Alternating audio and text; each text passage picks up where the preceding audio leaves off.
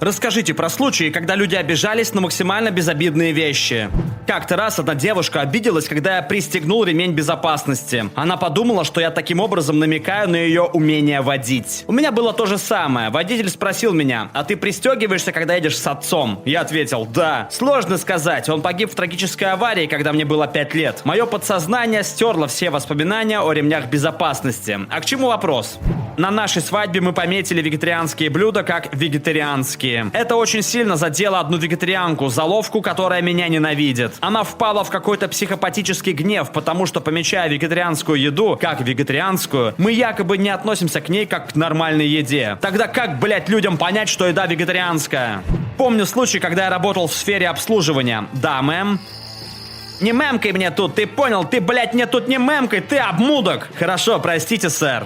На заседании какого-то совета темнокожего мужчину оскорбил термин «черная дыра». Он посчитал это расизмом. Я думаю, пора сносить статую Стивена Хокинга. Люди часто обижаются на то, что я не люблю, когда меня трогают. Мне досталось в детском саду за то, что я сказал слово «мертвый». Как оказалось, это было слишком грубо. Когда я был мелким, мама оплатила покупку чеком. Кассир отметила, что у моей мамы красивый почерк, что сразу же ее сильно взбесило. И нам пришлось по-быстрому свалить из магазина. По сей день я понятия не имею, что случилось. Может быть, кассирша таким образом вызвала у твоей мамы болезненные ощущения, напомнив, что из-за своего почерка она провалила вступительные экзамены в медицинский. Сэндвич. Я не шучу. Моего бывшего мужа оскорбило то, как наша 13-летняя дочь сделала ему сэндвич. Она приготовила для него сэндвич и разрезала его напополам, отчего муж сильно взбесился. Он орал, что ненавидит разрезанные сэндвичи. Бедный ребенок смотрел на него непонимающим взглядом. Девочка была полностью разбита. Этот случай до сих пор не дает мне покоя каждый раз, когда я о нем вспоминаю. Не могу поверить, что вы с ним разошлись. Он вроде бы такой милый. Хреново, а мы вот младшему не разрешаем пользоваться острыми ножами. Поэтому недавно, сделав мне сэндвич, он порвал его пополам. Все равно было вкусно. В нулевых, во время работы в техподдержке, у меня был клиент, которого оскорбило использование слова «иконка». Он сказал, что это слово имеет сугубо религиозное значение, и настоял на том, чтобы я назвал иконки Windows маленькими картинками. Ты только что напомнил мне про случай, когда одна женщина кричала мне в лицо, что она бы никогда не купила рубашку с надписью «Моав», потому что в Библии Моав являлся ужасным греховным местом. Это произошло как раз в Моаве, штат Юта, кто не в курсе. В итоге я просто стоял и глазел на нее, пока она наконец не свалила, потому что я не мог понять, почему тогда она вообще была в этом городе. Я не работал в магазине, в котором это произошло. Никто не спрашивал ее, не хочет ли она купить эту рубашку, и я не хотел принимать никакого участия в происходящем. Одну женщину оскорбило то, что я назвал своего брата бро. Она утверждала, что я расист и что у белых не может быть родственных связей с мексиканцами. Типа, серьезно, дамочка, генетика не так работает. Он мой чистокровный брат. Наша семья представляет собой смесь белых и коренных американцев. И да, очень часто случается, что один брат светлее или темнее другого. И даже если бы мы не были родственниками, серьезно, я расист из-за того, что называю близкого своим бро. Ну и что у нас разные оттенки кожи? Сестра сделала орфографическую ошибку в посте на Facebook. И я написал ей в ЛС, что правильно писать первый, а не первый. Ее это сильно взбесило. Она начала обвинять меня в буллинге и сказала, что мне нужно ценить, что она использует свою уникальную орфографию. Изменено. Ей 27. Я инвалид. Из-за своей инвалидности у меня много говна в жизни. Я больше не могу заниматься какими-то любимыми делами, от которых кайфовал раньше. Все это иногда доводит меня до депрессии. Но какой-то мудак решил прочитать мне лекцию о том, что я дискриминирую инвалидов, желая излечиться от своей инвалидности. Чел решил доебать меня за то, что я не получаю удовольствия от постоянной боли и, скорее всего, всю свою жизнь проведу в инвалидном кресле. Я как-то работал в ресторане, и во время Хэллоуина мы развесили в заведении разные украшения. Спустя время пришлось их все снять, потому что кое-кого задели декоративные черепа. Человек посчитал это оскорбительным. Со мной произошла аналогичная ситуация. Я медсестра в детской больнице. На Хэллоуин я надела халат с Микки Маусом, на котором висели маленькие танцующие скелеты. Посетитель одной из моих пациенток пожаловался, что на мне был ужасный, неподобающий халат. Где-то 22 года назад у меня было собеседование по телефону с компанией, занимающейся выпечкой. Я не хотел, чтобы мои коллеги знали, что я подыскиваю новую работу, поэтому я связался с работодателем по мобильному, сидя в машине. Связь была идеальной, без каких-либо технических помех. В какой-то момент интервьюер спросил про погоду в месте, где я нахожусь. Я сказал ему, что сижу в машине и вижу, что идет сильный снег. Он спросил меня: «Ты ответил на этот звонок по мобильному телефону?» Я сказал «да». Затем он спросил меня, считаю считаю ли я это допустимым. Я спросил, что он имел в виду. Он сказал, что считает невежливым отвечать на официальный звонок по мобильному телефону. Я сказал ему, что буду более чем рад завершить собеседование, если разговор по мобильному является серьезной проблемой. Если он заинтересован, я буду рад продолжить собеседование на следующий день, когда буду за своим рабочим столом в офисе. Он снова повторил как грубо, что я говорю с ним со своего мобильного, и сказал, что больше нет нужды продолжать собеседование. Я не согласился с его претензией, но согласился закончить беседу. По сей день мне интересно, что, черт возьми, он имел в виду и с какой планеты он прилетел. Мне кажется, сейчас этот чел уверен, что 5G вызывает у людей корону.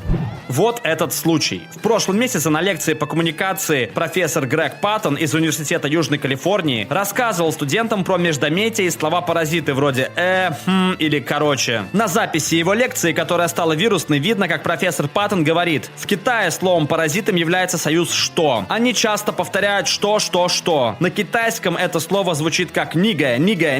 Произнесенное слово «нига» звучит как слово на букву «Н», отчего несколько студентов профессора пожаловались на него университету. В ответ на жалобу декан университета Джеффри Гарретт уведомил студентов, что профессор Паттон больше не будет вести этот курс. Мы не можем допустить, чтобы преподаватели использовали в своих лекциях слова, которые могут оскорбить или причинить вред моральному состоянию наших студентов, сказал он. Руководство университета утверждает, что профессор Паттон сам решил отказаться от своих полномочий на фоне выдвинутых против него жалоб. Это самая тупая херня, которую я видел за последнее время. От такой дичи только хуже. Такие случаи лишь наносят вред реальным происшествиям неправомерного использования российской терминологии. Один чел на хэллоуиновской тусе был одет в гигантский костюм бекона. Какая-то девчонка наорала на него за то, что он в этом костюме оскорбляет евреев и мусульман. Она не была ни еврейкой, ни мусульманкой. Один из парней-мусульман спросил ее, о чем она вообще. Но она все равно стояла на своем, лол. Понятия не имея, почему некоторые люди из кожи вон лезут, чтобы найти оскорбление чьей-то религии, культуры там, где его нет. Напомнила мне новость, с которой я недавно столкнулся. Мусульманская семья переехала в город, в котором преимущественно жили белые. И население решило, что они покажутся более гостеприимными, если уберут из библиотеки все книги, в которых упоминаются свиньи или бекон. Видимо, если тебе нельзя есть что-то, то и читать об этом ты тоже не имеешь права. Мои родители жестоко относятся ко мне и моим сестрам. Как нас только не оскорбляли. Уверена, что пизда в свою сторону я слышала чаще, чем свое имя. Как-то в ссоре, когда отца начала совсем жестко клинить, моя сестра назвала его дураком. Как же он сгорел. Он не мог поверить, что его оскорбили. Он позвонил мне и начал жаловаться на то, что она его оскорбляет, а я лишь посмеялась над ним. Теперь мы с сестрой все время угораем над тем, какие же у нас все-таки поехавшие предки. Есть одна штука, характерная чисто для Франции. Во французском языке у нас есть разные способы обращения. К мужчине месье, замужней женщине мы говорим мадам, незамужней женщине мадемуазель. А для неженатого мужчины мы раньше использовали слово мадамуазо. Это слово давно исчезло из использования в официальных документах. Несколько лет назад, благодаря гендерному равенству, слово мадемуазель также убрали из документов. А еще благодаря гендерному равенству некоторым работникам было велено больше не называть молодых женщин мадемуазель и обращаться к ним мадам. Прикол в том, что теперь некоторые женщины обижаются, когда их называют мадам, потому что так они чувствуют себя старыми. А некоторые женщины обижаются, когда их называют мадемуазель, потому что это сексизм. В сфере обслуги не позавидуешь.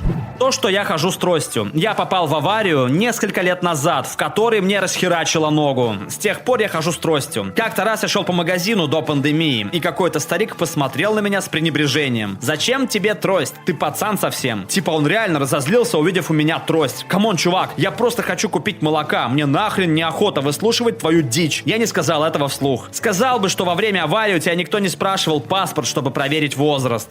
Гребаная фотография глаза. Каждый год наша компания выдвигает какую-то уникальную тему, а на всех компьютерах у сотрудников устанавливаются одинаковые обои. Обои менять нельзя. В общем, тема этого года — видение 2020. А фоновыми обоями было выбрано увеличенное изображение глаза, выполненное в реально крутых цветах. Две женщины из персонала написали письма с жалобами на то, что это изображение олицетворяет язычников. Они провели аналогию с иллюминатами и сказали, что оно якобы отдает дань уважения всевидящему оку египетских божеств. Они подняли такой скандал, что картинку в конце концов поменяли, чтобы они наконец заткнулись и нормальные люди продолжили спокойно работать. История показывает, какими идиотками были эти бабы. Глаз иллюминатов всегда изображен в треугольнике, а у вас он был совсем не такой.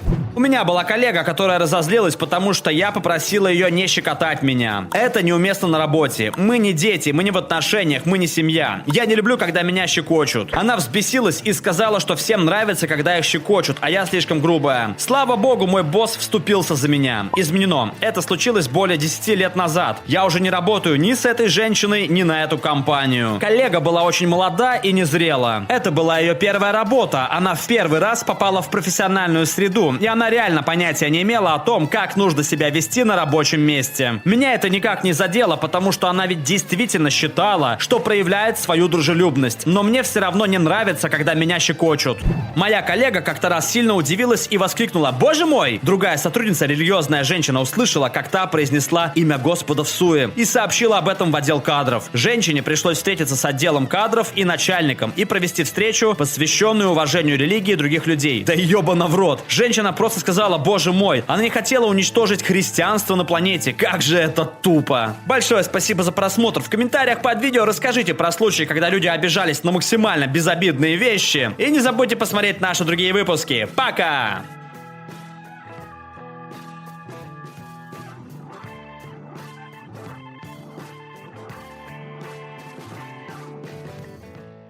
All right, everyone's presentations are done.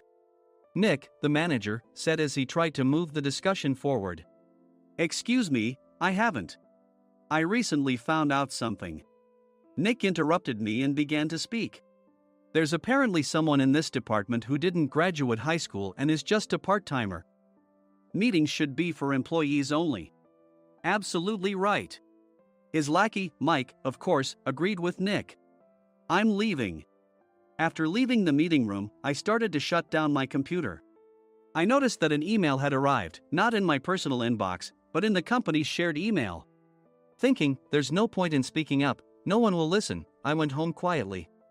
The next day, I heard a commotion from Nick's desk. He was staring at his computer screen, his face pale. Nick? Is something wrong? Mike looked at the screen with him. And he turned even paler than Nick. Why is he so angry? Knowing the reason for Mike's distress, I thought to myself, serves them right. My name is Adam. My mother passed away when I was in the 9th grade, and I was raised by my father. Well, you could hardly call it being raised. After my mother passed, my father changed. He drowned his sorrows in alcohol, and though he still went to work, he squandered our living expenses on horse racing. Because of that, I had to start working part-time as soon as I entered high school. Every month, I went to the convenience store with bills in hand that couldn't be auto-deducted from my father's account. Even though I endured it because I didn't want to be alone, I reached my limit in my second year of high school and dropped out. I found a live-in job at a distant inn. Thank you for everything. The day I left home, my father, still staring at the TV, spoke. Take care. That was our last conversation. Back then, 18 wasn't the age of majority, so I needed my father's permission to work, and I couldn't hide my place of employment. Yet, my father never visited me even once. I kept working just to survive, and before I knew it, I was 42. Years of hard work paid off, and I was transferred to the headquarters. I was thrilled to be recognized by the company, as I thought I'd be working in the field until retirement due to my lack of formal education. Listen up. Our work can change the future of our employees. Don't drag us down. On my first day after the transfer, Nick, dressed in an expensive suit, spoke sternly. There was a reason for this. Our inn was located in a prominent tourist destination, known so well that everyone in the state could sing its commercial jingle. At its peak, we had 5 locations within the state. But that was long ago. Due to financial difficulties and aging facilities, only the place where I had worked for many years and the original establishment remained. I was prepared to lose my job anytime, but now there was a glimmer of hope. With the rise of social media, the tourist area where the inn was located started gaining attention again. Depending on how hard the sales department, where I was transferred, worked, we could either thrive or be forced to give up this prime location to the new hotel chains continuously popping up. For Nick, who had switched careers from another industry to strengthen our sales, this was a battle he couldn't afford to lose. I understood why he had to be strict. I will do my best. Nick sneered at my enthusiastic declaration. Did you not hear what I said? I'm sorry. I thought I was listening carefully. Out of habit from years of customer service, I apologized reflexively, though I had no idea what had offended him. Someone was watching me with a smirk. In this department, there are those who are expected to excel and those who have been shoved here because they have nowhere else to go. You are the latter. It was Mike, the section chief. He's 7 years younger, at 35. But he was called to headquarters much earlier than I was and had been moving around within the headquarters ever since.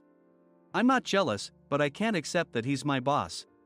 Graduating from a prestigious university, he has an unusually high pride and caused many problems as a newbie, making things very difficult for me when I was the front desk leader. When I found out Mike was transferred to the sales department a month before me, I was disheartened. Mike is right.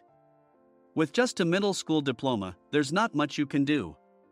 Don't even think about achieving results. As if I didn't exist, Nick remarked, I'm thirsty. Mike eagerly ran to the coffee maker. It seems Mike is Nick's lackey. I regretted being happy about my transfer to headquarters, wishing I had stayed on site forever. Send a direct mail to every company on this list by the end of the day. Nick only assigned me tasks that even a new graduate could handle. What? There are over 1,000 companies. You want me to send to all of them by today? Yes, if you and your fellow misfits split the work, even those with nowhere else to go should finish by today. I glanced at the employees typing away expressionlessly. They were worn out from customer service, only thinking about leaving on time, or were women reassigned after having children, with zero motivation for work. Even Sam, a new graduate from the same university as Mike, who was supposed to be among the expected achievers, had no enthusiasm for the job, having joined the company wanting to do customer service.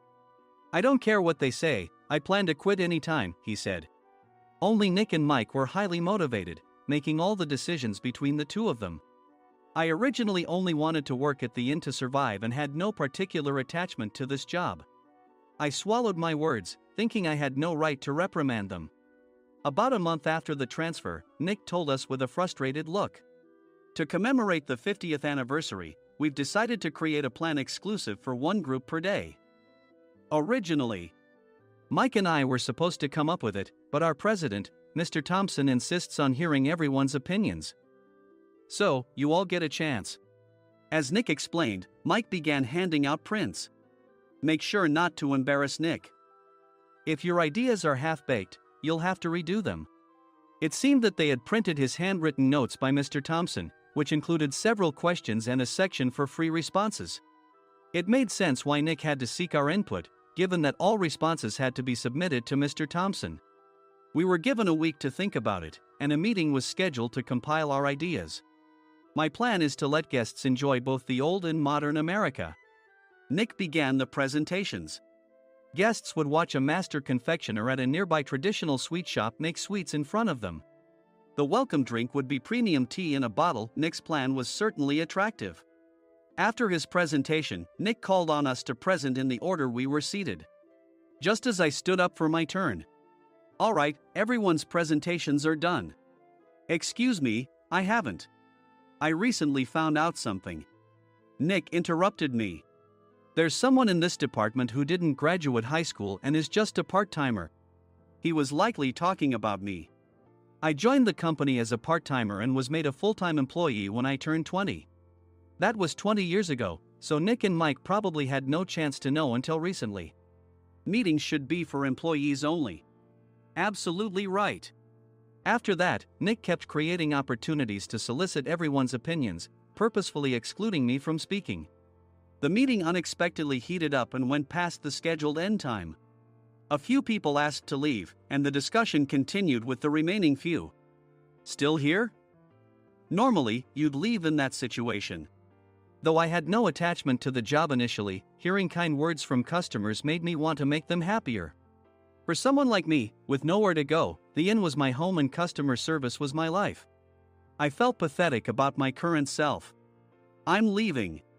I left the conference room and started shutting down my computer. I noticed an email had arrived, not in my personal inbox, but in the company's shared email. Thinking no one would listen to what I had to say anyway, I quietly went home. The next day, while preparing the DM as instructed, I heard a commotion from Nick's desk. In his haste to stand up, he hit his knee on the desk. He stared at his computer screen, his face pale. "Nick! What's wrong?" Mike, thinking he should be the first to rush over, approached Nick while still wearing his coat. He peered at the screen with Nick. And he turned even paler than Nick. Why is he so angry? Who is responsible for this company? Nick, more irritated than ever, asked, and Mike answered without checking. Probably Sam. Sam wasn't there because he was attending a morning training session for new hires. Nick gave up on getting angry and returned his gaze to the screen. They were looking at an email that arrived right after the end of the working day yesterday. Apparently, no one, including me, had checked it before leaving. The email was from a large company that used us for their annual employee trips. The president and executives of that company also frequently used our services personally. President of the company, Mr. Mason himself, had declared that neither he nor his company would ever use our services again. Well, some companies cancel their employee trips or stop using our services due to financial struggles. Let's just move on. Mike kept wiping the sweat from his forehead with a handkerchief. Knowing why Mike was so agitated, I quietly watched their interaction. Do you know how much revenue we get from that company? We can find other guests to fill the rooms, but we'll lose the banquet costs, gift shop revenue, rental car fees, and more. Moreover, the gifts were supposed to be prepared by the traditional confectionery shop involved in Nick's proposed plan. If it's known that we incurred such a huge loss at this critical time, Nick's position in the company would be jeopardized. Nick took a deep breath, seemingly trying to calm himself. All right, Mike. Go to New York right now and apologize to Mr. Mason. What? You're coming with me, right? I have urgent work to do. I trust you, which is why I'm entrusting this to you. Please. Mike, believing Nick's sincerity, agreed with a determined look on his face, saying, yes. That's Nick for you. Even if Mike went to apologize, Nick would shift all the blame onto him if the client didn't change their mind. Well, it was Mike's fault to begin with, so it served him right. About 3 hours later, Sam answered a call from somewhere and repeatedly apologized, saying, I'm very sorry. Everyone watched to see what was happening. After ending the call, he informed Nick with a weary tone. When Mike arrived at the client's company, he only made things worse, further infuriating Mr. Mason. He was demanding, get his boss here immediately. It was no wonder Sam was exhausted, dealing with such a call right after returning from training. What is that idiot doing? All right, Adam, you're coming with me. If sacrificing Mike didn't work, then I must be next. Normally, I'd want to refuse at all costs, but I saw an opportunity in this situation. If I can be of assistance, I'd be happy to join you. I obediently followed Nick, and we flew to New York. When we introduced ourselves at the reception, it became clear how serious the situation was, as the receptionist personally escorted us to the president's office. Angry voices leaked through the door, making both Nick and me uneasy. Excuse me. I'm Nick, the supervisor. I understand my subordinate has caused you trouble, and I deeply apologize. Nick, with his experience in the corporate world, knew enough to offer an apology before excuses. However, his customer service skills left much to be desired. I sighed as I saw Mike trembling like a small dog in the corner of the room. What kind of training are you giving your subordinates? Mr. Mason glared at Nick with a red face. The intensity of his gaze made even Nick take a step back. Regrettably, I joined this company only 2 years ago and was unaware of Mike's issues. I should have identified his shortcomings sooner. Indeed. I should have realized sooner. No sensible person would come to apologize and then give a lengthy presentation on the drawbacks of not using their in. Nick froze, his mouth slightly open. Suspecting the worst, I picked up the documents that had fallen to the floor. It seemed Mike hastily prepared these documents on the plane, listing the disadvantages. Disadvantage 1, if you change the venue for the company trip, employees might suspect it's for cost-cutting reasons, leading to a negative impression. Reading it aloud half-jokingly, Nick snatched the papers from my hand and checked the contents with a furious expression.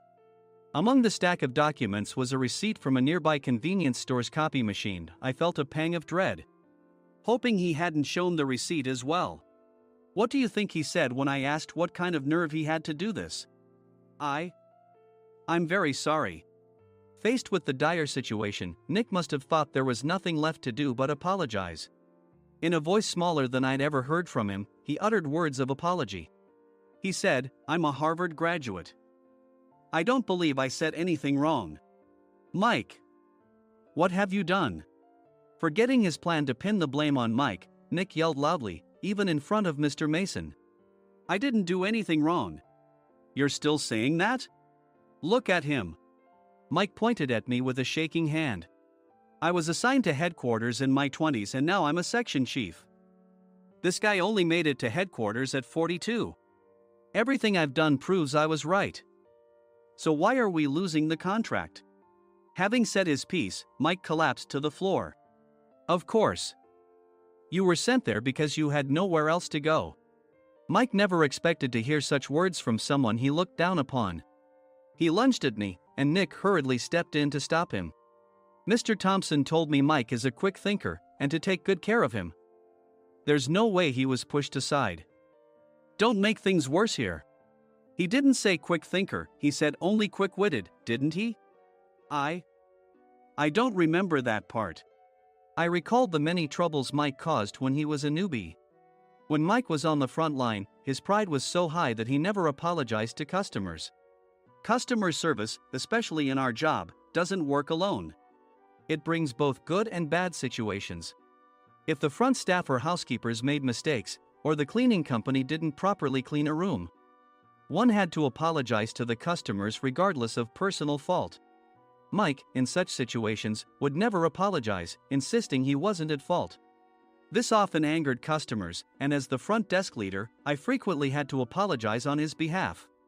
He caused complaints and disrupted operations, which is why he was quickly moved to headquarters. In departments where he didn't interact directly with customers, his quick thinking was beneficial and things went well. But it seemed his flaws were starting to show. Corporate reservations are supposed to be entered into the system by the sales representative. But a quick check yesterday revealed that more than 10 items were missing from the client's reservation. The handover document clearly stated what needed to be prepared. Why didn't you enter it into the system? Why do we have to give them special treatment? Filling rooms near the banquet hall, setting up all the food in advance. Specifying the brand of wine, they're too demanding. No wonder he always angered customers, I thought, feeling a headache coming on. Grouping them in rooms near the banquet hall is for our benefit too. It makes it easier for the staff to set up beds and serve breakfast since everyone's schedule is synchronized. As for the other requests, Mr. Mason suggested them to lighten our load. I didn't know that. Nick finally seemed to realize that Mike was the one who had angered the client. What did you say to them? I just told them we wouldn't give them special treatment anymore. We shouldn't waste effort on things that don't bring in money. I was utterly exasperated at his lack of understanding of customer service. Of course, we shouldn't comply with unreasonable demands. But carrying over successful practices from past stays makes customers feel remembered and enhances their experience. Good memories encourage repeat visits. That's part of our job. I looked down at Mike, who was sitting on the floor. In our job, nothing is a waste. Mr. Thompson likely moved you to the sales department, hoping you'd finally understand this. How do you think he feels now that you failed to meet his expectations? Mike, tears in his eyes, fled the president's office. I was amazed he still hadn't apologized. You have it tough, Adam. It's okay, we're all employees of the same company. I deeply apologize for this disrespectful incident. Especially after all the care you've shown us. If it weren't for you, Adam, I really would have stopped staying here. When I heard you were moving to the sales department, I was willing to reconsider if you handled it. Seeing us talk so amicably, Nick's face contorted. Do you two know each other? Adam's service is excellent. I always requested him specifically. Normally, we don't accept specific staff requests, but we made an exception for Mr. Mason, adjusting my shifts accordingly. He had personally stayed at our hotel just before my transfer, and during casual conversation, I mentioned, I'm moving to the sales department soon. If I hadn't told him then, things could have been much worse. Please continue to take care of us. I look forward to it. On the return flight, Nick awkwardly offered me a can of beer. It's still working hours. Of course, I had no intention of forgiving him for a single beer. Nick might try to pin everything on Mike and avoid any consequences. While pondering this, a startling fact came to light. Nick, the tea bottles for the plan have arrived. I handed Nick a bottle labeled with our inn's name. They look good. What are you talking about? These are plastic bottles. I had assumed we would use the trendy, high-end bottling tea. But what arrived were ordinary plastic bottles of tea with customized labels. The only unique aspect was the label, which had the inn's name, making it look customized. Upon further investigation, I discovered that a substantial amount of money was set to be paid to the tea company. It was priced like bottling tea. Does this plastic bottle really cost $100 each? The tea inside is specially blended for us. The extra cost is for that. Wouldn't it be better to use another tea company? Or is there a specific reason we must use this one? As Nick continued to make excuses, I showed him a printed email. I informed the tea company's president, Mr. Mitchell, that we discovered irregular payments and he confessed. He said you two were high school classmates and planned to split the extra money. That idiot. Why did he confess? That's not important. You should worry about yourself, this could turn into a police matter. Opening the bottle cap, I suggested. How about calming down with this tea? It supposedly has a relaxing effect. Nick drank the tea frantically. In the following days, decisions were made about their fates. Mike was reassigned to the General Affairs Department, with no chance of transfer or promotion, as per Mr. Thompson's orders. As for Nick, since the payment to the tea company hadn't yet been made, he narrowly avoided legal trouble. Instead, he was encouraged to leave the company, and to avoid further complications, Nick submitted his resignation. Rumor has it that connections between HR departments have made it difficult for him to find new employment. Even though it was good to have those two gone, something unexpected happened in the sales department. Everyone became motivated and united in refining the 50th anniversary plan. In the end, my plan was adopted. We collaborated with the Tourist Information Center to provide personalized guides.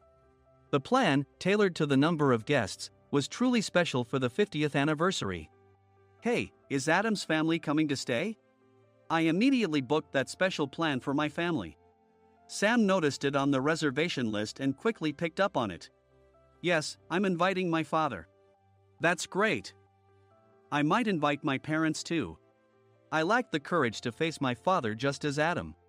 But here, with the confidence Mr. Mason praised, I felt ready. The 50th anniversary plan was a perfect opportunity to reconnect with my father. I hoped to bring back the days when we could laugh together as we once did.